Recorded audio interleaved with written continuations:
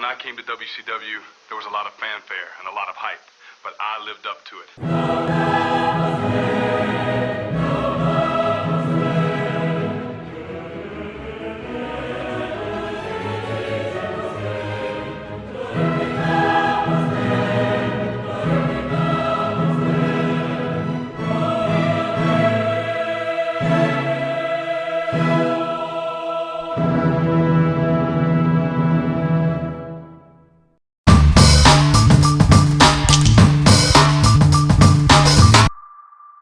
When Eric Bischoff, and I talked to Eric again today because he was here earlier, Eric, brought me in, and I was the first guy he signed to, to do the whole Blood Runs Cold, gimmick with, which is basically capitalizing on the popularity of Mortal Kombat back in the day.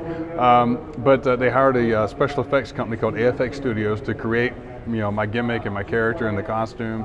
And the gentleman whose name was Andre Freitas, who was the artist who designed the whole Glacier character, when he was designing, he asked me, he said, is there anything that you want to put a personal touch on the costume, the character itself? And my dad, who was, I come from a family of law enforcement. My father, my mother, my twin brother all have been involved with Georgia State Patrol. They've all retired Georgia State Patrol. And my dad's badge number is something that means a lot to our family, and the badge number is 126. And so I asked Andre, when he was constructing the armor, he actually did it in clay first. And I said, can you put my dad's badge number on the chest plate? And so to this day, anybody that watches any episode of anything where I do an entrance with Glacier, you'll see on the chest plate, there's the numbers 126, which are my dad's badge number. So that was kind of my little personal touch to the Glacier gimmick.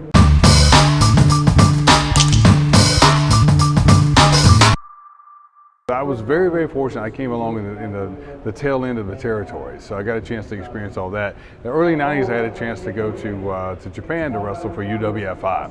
And one of my first matches that I did with UWFI was in Sumo Hall, which seats about 17,000 people. But when you go into an arena that seats 17,000 people with 17,000 people in it, it looks like 100,000. So that was my first introduction into a big arena, and it was in Japan, where all the fans of Japan really, really love wrestling.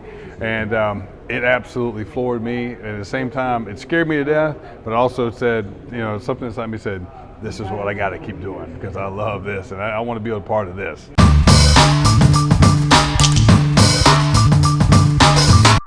There's a saying that history is written by the winners. And during the whole Monday Night Ratings War, there was that time when WCW won, and I was a part of that. I always say, people that go, oh, well, the Glacier thing was like, it never really turned out to be what it's supposed to be. But the truth is, I signed in January of '96, and I was there until the very end, April of 2001. For 5 years, I was there. I did the Glacier thing. Just for a brief period, I did the Buzz Stern thing. I came back and did the Glacier thing. But WWE, like I said, they've been really good to me. They really have. If they want to poke fun about it a little bit, that's fine. There's a lot of other gimmicks they poke fun at too. But the thing is like, I've learned, as I think everyone in any type of entertainment, whether it's wrestling or whatever, you're going to have fans, you're going to have critics.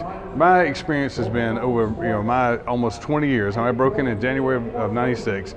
Here we are in June of 2015, almost 20 years later.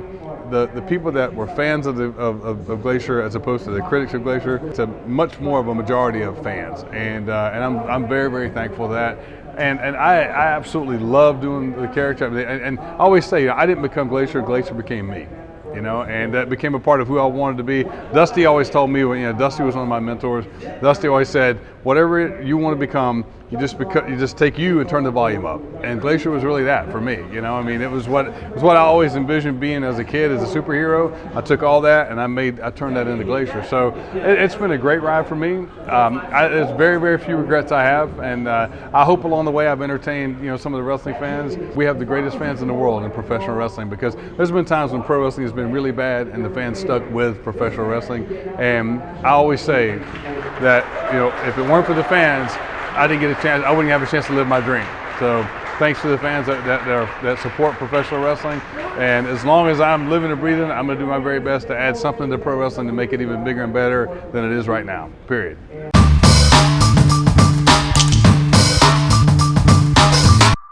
Broke in '87, and in the early '90s I went to Japan, and I got a chance to meet and be coached by, the Babe Ruth of pro wrestling, Lou Thesz. And Lou always said that his gimmick was wrestling. All he did, he wore boots and trunks. That was it. And that's kind of the mentality I had. And then when I got offered the opportunity to become Glacier, I called Lou up and I said, Lou, I don't know. I mean, I never envisioned my break coming like this, to become this kind of Mortal Kombat character. And we talked back and forth. And the last thing he said to me, he said, Ray, the wrestling business is never going to go back to what you and I want it to be, as far as this traditional, sport type atmosphere. He said, it's okay. You've been made a good offer. Go make your money and have a good time. And I kind of felt like the Grand Poobah, kind of like Kristen being said, it's okay, And that's one of my favorite memories of the wrestling business, because it came from someone who's so revered in wrestling. And if he said it was okay, I didn't care anyone else who said, what are you doing? You're trying to make this character, blah, blah, blah. Well, you know what? All I had to say was, what? Lou Thesz said it was okay.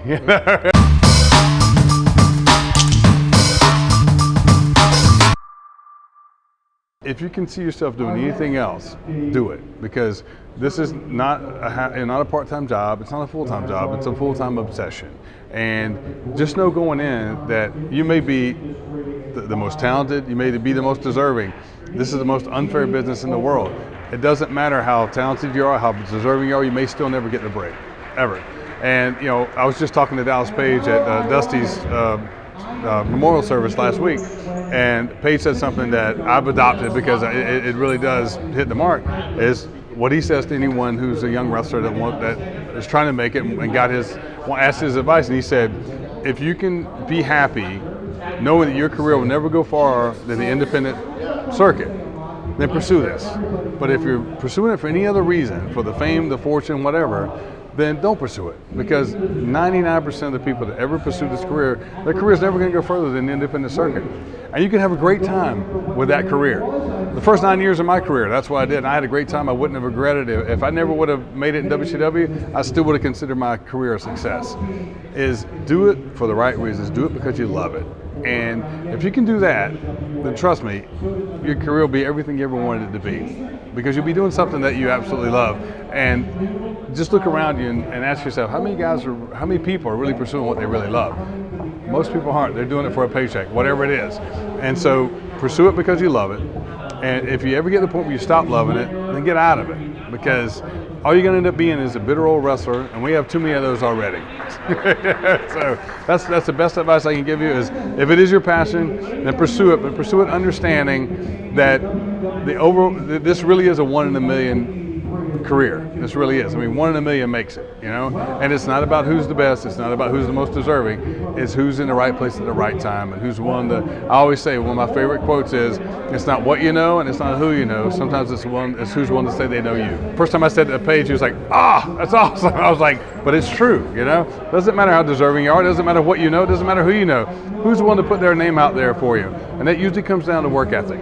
And if you work hard enough, someone who has influence will be willing to put their name out there for you. It may not be a guarantee, but it may be the one chance you get. And the other thing I always say is, the only thing worse than not ever getting an opportunity is getting the opportunity and not be ready for it. A lot of people think, they get in the business, they're in there 1 year, 2 years, whatever. I can tell you right now, if you're in the wrestling business and you spent 1 to 3 years, you're not ready for that opportunity to go to the next level. You're not ready for that dark match. Be okay with that. Take your time, be patient, get as good as you can possibly be. So when that dark match opportunity happens, you'll know in your heart that you were ready for that opportunity. The worst thing in the world is to get that opportunity and not be ready for it.